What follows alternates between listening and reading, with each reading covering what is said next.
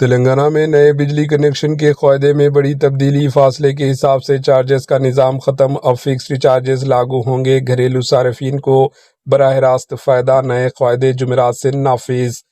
حیدرآباد سمیت پورے تلنگانہ میں بجلی کے نئے کنیکشن حاصل کرنے والوں کے لیے اہم خبر ہے۔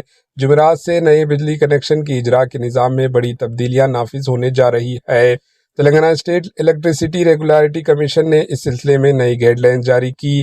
اب تک صارفین سے بجلی کے کھمبوں اور لائنوں کے فاصلے کے حساب سے فیس وصول کی جاتی تھی، جس سے عوام پر اضافی مالی بوجھ پڑتا تھا۔ نئے نظام کے تحت فاصلے پر مبنی چارجز ختم کر دیے گئے اور اب فکسڈ چارجز لاگو ہوں گے، جس سے شفافیت آئے گی اور صارفین کو واضح معلومات حاصل ہوں گی۔ گھریلو بجلی کنیکشن کے لیے فیس اس طرح مقرر کی گئی ہے: 1 kW تک کنیکشن کے لیے 500 روپے، 1 سے 5 kW تک پہلے kW کے 500 روپے کے علاوہ ہر اضافی kW پر 600 روپے ادا کرنا ہوگا۔ ریگولیٹری کمیشن کا کہنا ہے کہ اس فیصلے سے عام صارفین کو سہولت ملے گی اور بجلی کنیکشن کے عمل میں آسانی پیدا ہوگی۔ Bureau report, AHN news.